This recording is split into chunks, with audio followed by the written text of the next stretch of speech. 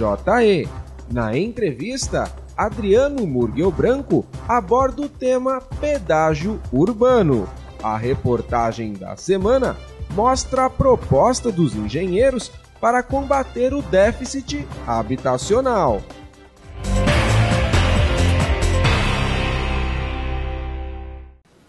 Nós temos dentro do sindicato uma área de oportunidades.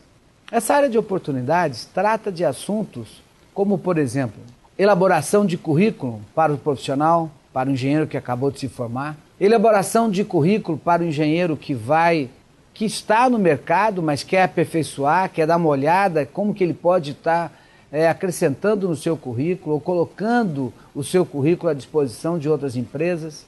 Esse balcão de oportunidades para nós também é uma questão de cursos de aperfeiçoamento para esses profissionais, para poder se integrarem no mercado. É também oportunidade de trabalho.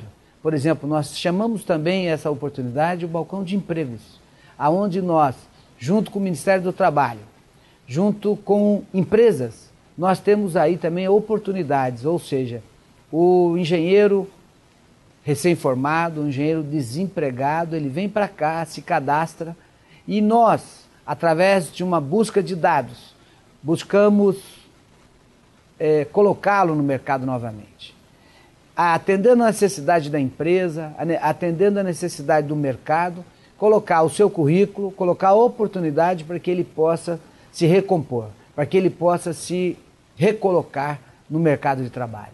Então nós temos uma área que de fato trata o engenheiro e acompanha o engenheiro para que ele tenha novamente a inserção no mercado, para que ele possa fazer com que o seu currículo tenha as necessidades básicas das empresas e para que ele possa também ter um aperfeiçoamento profissional em que ele se junte à maioria dos profissionais e não fique fora do mercado. Esse balcão de oportunidades, essa nossa área de oportunidades é uma área de extrema importância para nós todos do Sindicato dos Engenheiros.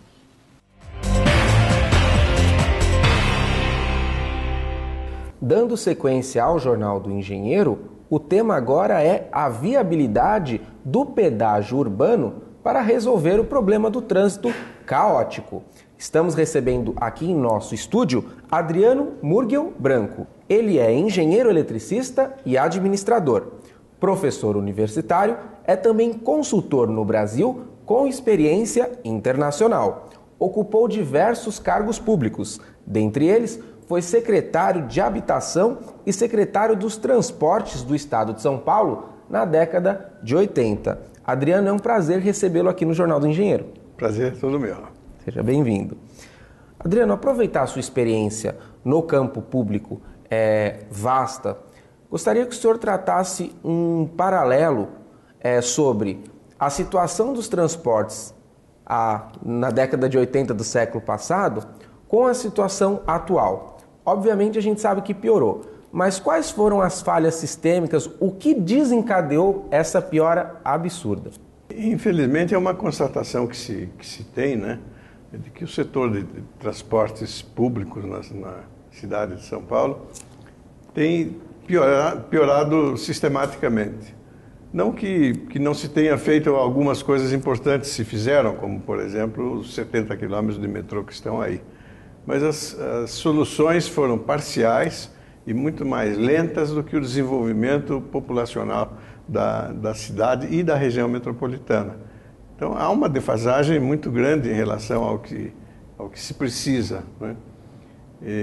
No meio da euforia de fazer o metrô, na época em que ele foi criado, extinguiu-se o sistema de bondes.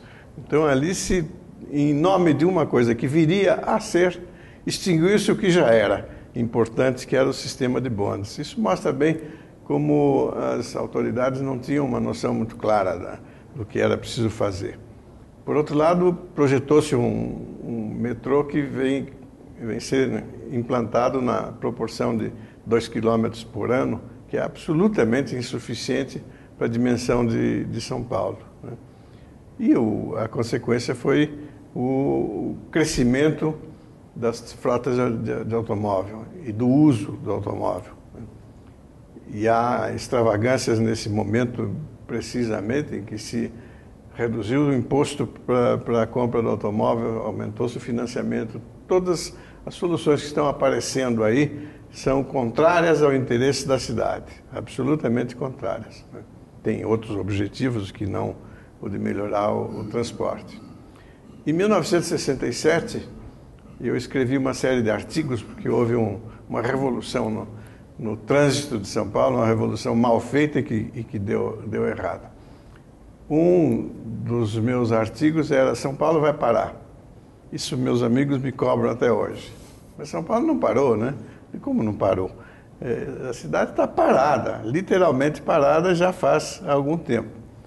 Mas era importante ver que se tinha com antecedência a visão de que este rumo que a questão estava tomando ia chegar numa situação caótica.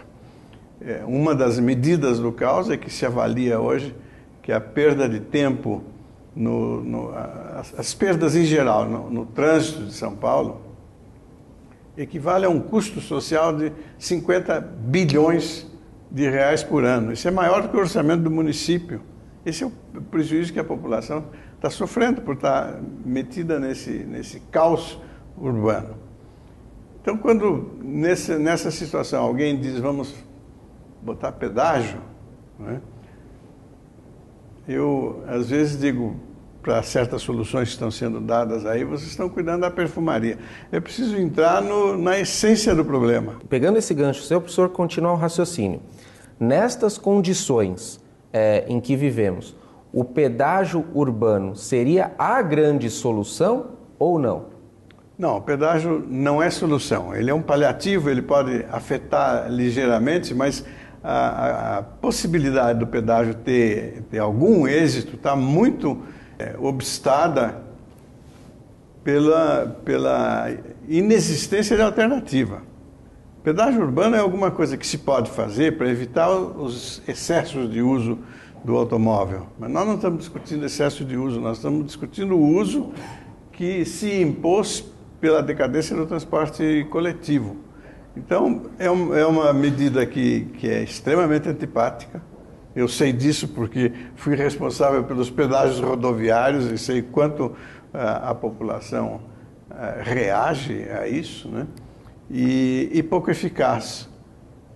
Pode ser que no futuro, quando nós tivermos transporte público suficiente para ir dispensando aos poucos o uso do automóvel, o pedágio seja um contribuinte importante para reduzir as pressões do automóvel sobre o tráfego de um modo geral. Mas hoje não tem pelo que trocar. Nós estamos vivendo situações assim de estimular o transporte por bicicleta, etc. Tudo isso é muito bom, mas vai resolver o problema do transporte da cidade? Não vai de jeito nenhum. Entra em choque com a inércia do transporte público. Professor, uma pergunta. O senhor ocupou cargos públicos e me disse aí quando da implantação de pedágios rodoviários já foi um Deus nos acuda aí para a administração pública poder engolir esta medida impopular. Uma pergunta, além disto, dos custos de um pedágio urbano, né, econômicos, esse custo político, há alguém que tenha coragem de arcar com esse custo político de ser aquele que implantou o pedágio urbano? Lembrando que na Câmara Municipal de São Paulo há um projeto de lei que visa o pedágio, inclusive os cálculos é que ele custe R$ 4,00 inicialmente, obviamente com previsão de reajustes, e também a Secretaria Municipal de Transportes, em julho deste ano, lançou já um edital prevendo, não disse que vai implantá-lo, que vai dar celeridade ao processo, mas já tem um edital. Há alguém capaz de bancar este custo político? Você tem toda a razão, é um custo político muito alto. E eu vivi isso logo que fui para a Secretaria de Transportes do Estado. A tendência da Secretaria até a minha chegada lá era extinguir os pedágios.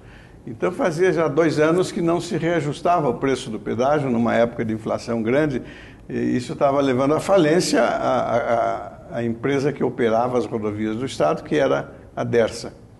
Eu, como primeira medida em relação a isso, aumentei o pedágio 200%. Né?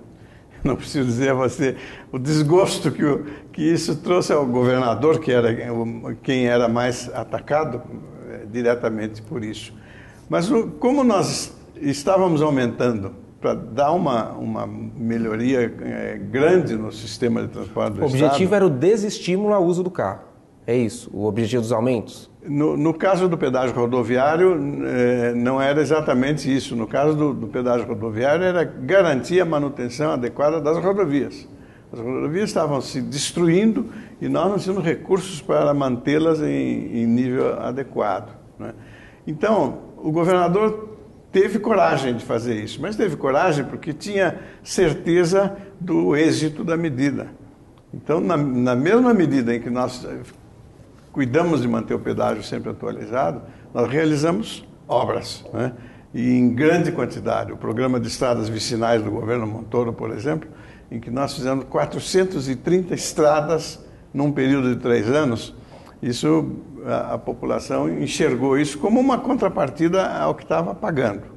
No caso do pedágio urbano, dificilmente nós vamos encontrar qualquer benefício sensível. E aí sim vai precisar coragem e vai ficar só com a coragem.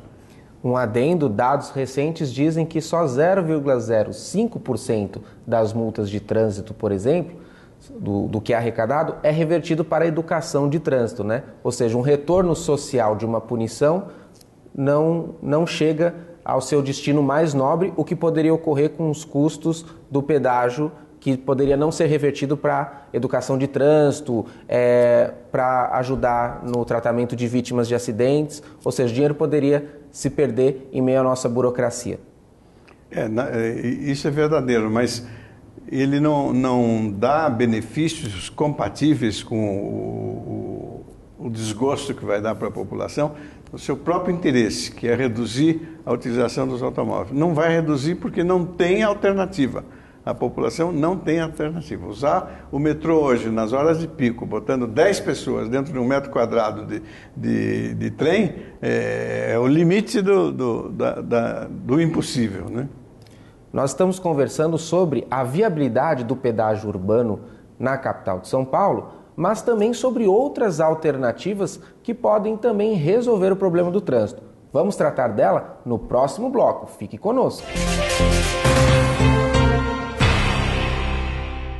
Daqui a pouco, déficit habitacional é pauta na reportagem da semana.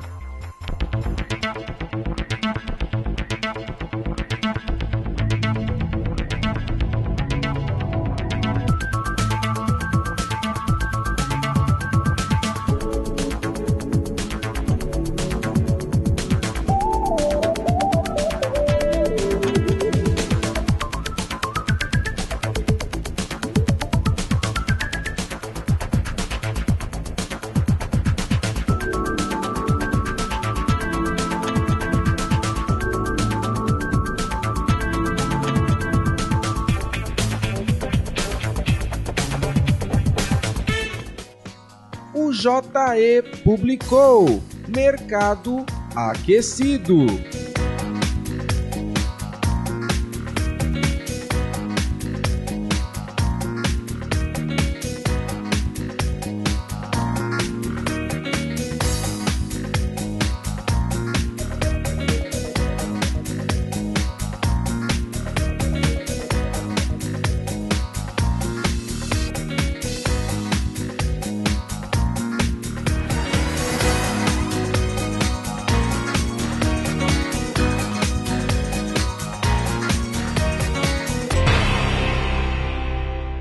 Estamos de volta na entrevista do Jornal do Engenheiro e nesta edição tratando sobre o pedágio urbano e as soluções para o trânsito caótico das grandes cidades, inclusive da cidade de São Paulo. Estamos recebendo Adriano Murguel Branco, que é engenheiro. Adriano, fala um pouquinho das soluções. Você disse no primeiro bloco que os pedágios não resolvem, o estímulo à bicicleta é nobre, é importante, mas imediatamente não resolve o nosso problema. Quais são as medidas mais pontuais e urgentes para que a gente possa desafogar o trânsito a passos largos, ou seja, que ele flua cada vez mais rápido e em cada vez menos tempo?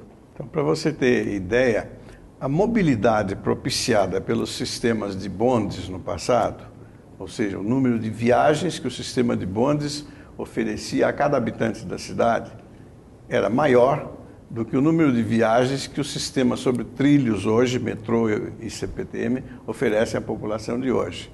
Então, a oferta de transporte público caiu, quando devia ter sido o contrário. Mas nós vivemos modismos. Quando veio a ideia de que o metrô era a solução para tudo, imediatamente a criação do metrô se extinguiu o bonde. E o metrô caminhou com velocidade muito pequena a implantação. A cidade ficou, então, com um sistema precário, precário nesse sentido, pequeno de transporte de massa, e o resto. O resto, uma desordem generalizada de disputa de espaço entre ônibus e automóveis. E o automóvel foi ganhando esses espaços todos. Então, na gestão Setúbal, se fez um programa para 280 quilômetros de corredores com transporte eletrificado, porque já se pensava no problema do meio ambiente de maneira muito séria.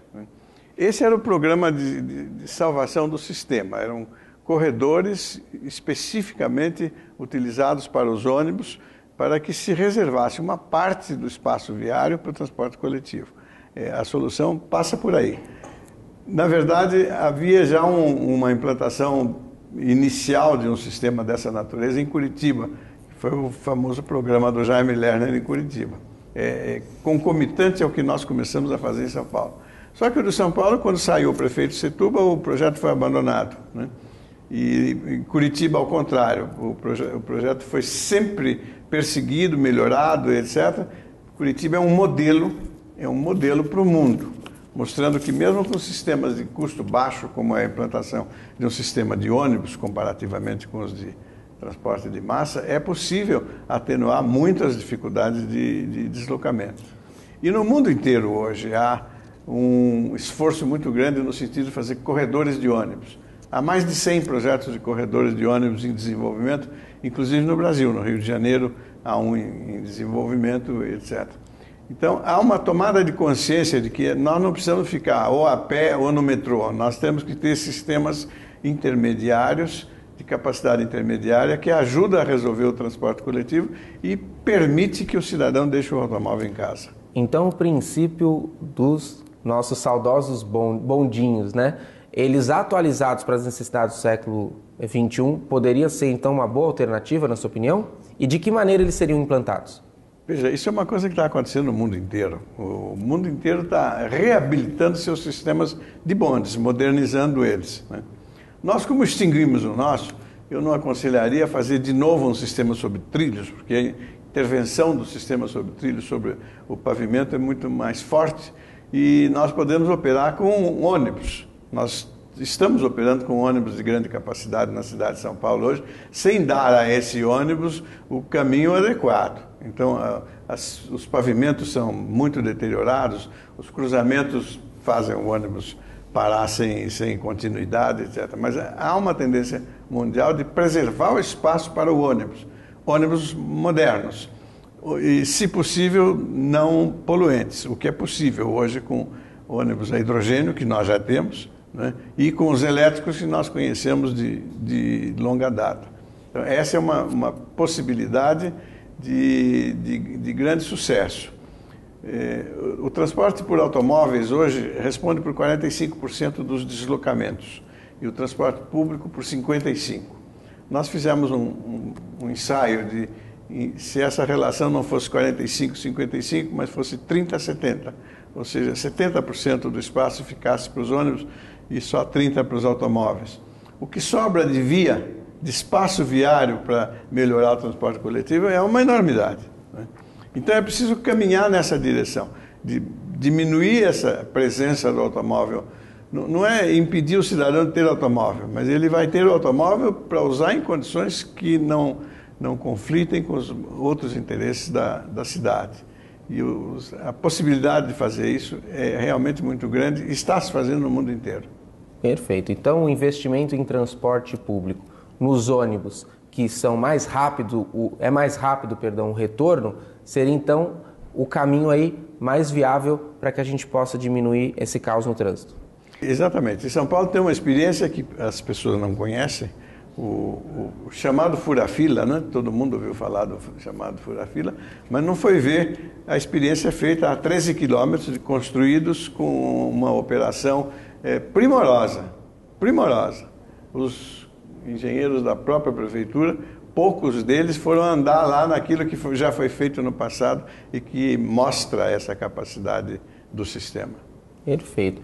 Adriano Branco, para nós finalizarmos, a experiência e a importância do engenheiro para resolver esses grandes problemas urbanos. O trânsito é um dos maiores. Na sua visão, a importância do engenheiro para resolver esses problemas? Esses problemas são tipicamente problemas de engenharia, se bem que a falha da engenharia leva para problemas sociais. Então, hoje psicólogos estão na ordem do dia na questão do trânsito, porque o efeito do trânsito sobre as pessoas é dramático hoje, né?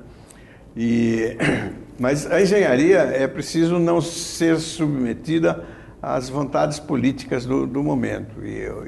Esse é um problema que a gente tem tido, né? Soluções que aparentam conteúdo de engenharia existem de diversos tipos. Agora, a opção por essas soluções é que acaba sendo política e não tem sido feliz na capital de São Paulo.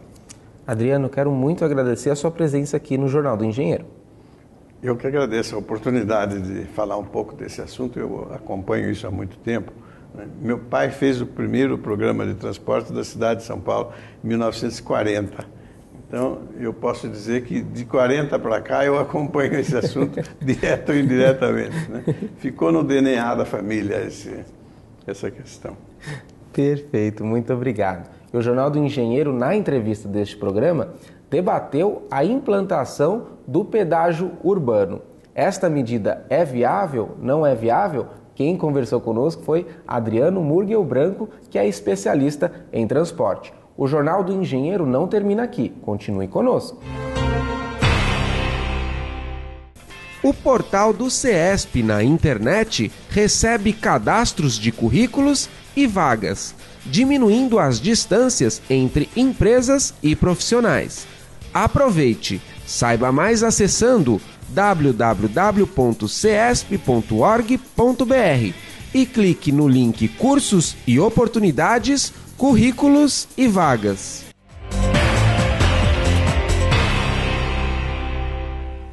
No Brasil, o déficit habitacional chega a 5,8 milhões de casas.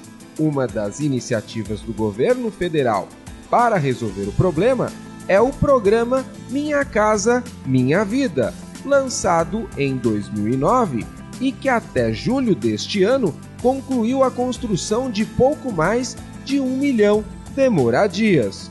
O desafio continua gigante. O programa Minha Casa Minha Vida, ele é para os imóveis novos, inclusive tem um subsídio, né, bom do governo federal para os imóveis novos. O governo do estado também coloca um subsídio menor, né? E o município pode colocar um subsídio também. O que nós estamos buscando é que esses imóveis já usados, muitos vagos, né, que eles sejam também contemplados no programa Minha Casa Minha Vida, tendo também esses subsídios para viabilizar aí o acesso, principalmente das famílias de baixa renda, né? Diante da insuficiência das políticas públicas, a sociedade se organiza em movimentos que defendem a moradia. O movimento de moradia está lutando no principal ponto na questão das favelas, dos grandes despejos da favela da cidade de São Paulo, da grande falta de moradia na cidade de São Paulo, né? Os movimentos, não só na favela, na questão dos cortiços, né, também. Então, uma grande necessidade, principalmente na capital de São Paulo, somente no centro de São Paulo. O CESP também apoia esta luta. Por isso, o Sindicato dos Engenheiros no Estado de São Paulo propõe que os imóveis vazios, que chegam a 6 milhões de unidades, sejam incluídos no programa Minha Casa Minha Vida. A qualificação desses imóveis, né, reformando, ampliando, melhorando, né, ela é muito importante, e a Lei 11.888, né, que é a lei da assistência técnica pública e gratuita para a população que ganha até 3 salários mínimos, né? Ela ainda está numa fase de implantação e a Federação Nacional dos Engenheiros, os sindicatos de engenheiros de São Paulo, nós temos buscado alavancar essa discussão, né? E uma das formas também, né, é colocar esses imóveis usados, muitos precisam reformas, precisam ser melhorados, né, dar uma melhor qualidade para a população que habita ali, o cidadão que habita ali, né? Então, eu acho que é uma oportunidade da engenharia pública, né, se fazer presente cada vez mais implementando esse trabalho. Eu acho que esses imóveis vazios vai dar para atender várias famílias aí do movimento que está nessa espera de ter um sonho que é a sua casa. Um problema nacional não poderia deixar de mobilizar todos os engenheiros brasileiros que participam da FNE. A Federação e o CESP têm promovido encontros onde o acesso à moradia é o tema principal. Nós, do Sindicato e da Federação Nacional dos Engenheiros, estamos debatendo e alavancando tanto a discussão, né, para a inclusão desses imóveis existentes no programa Minha Casa Minha Vida, como a assistência técnica pública e gratuita para a população de baixa renda. A Federação Nacional dos Engenheiros, juntamente com o CESP, promove no dia 18 de agosto mais um seminário abordando este assunto. E a sociedade tem apoiado as iniciativas dos engenheiros.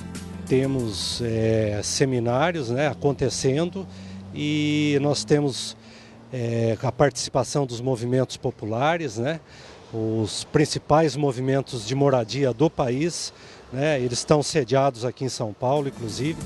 Para saber mais sobre este e outros desafios enfrentados pela engenharia e desenvolvimento, acesse o nosso portal na internet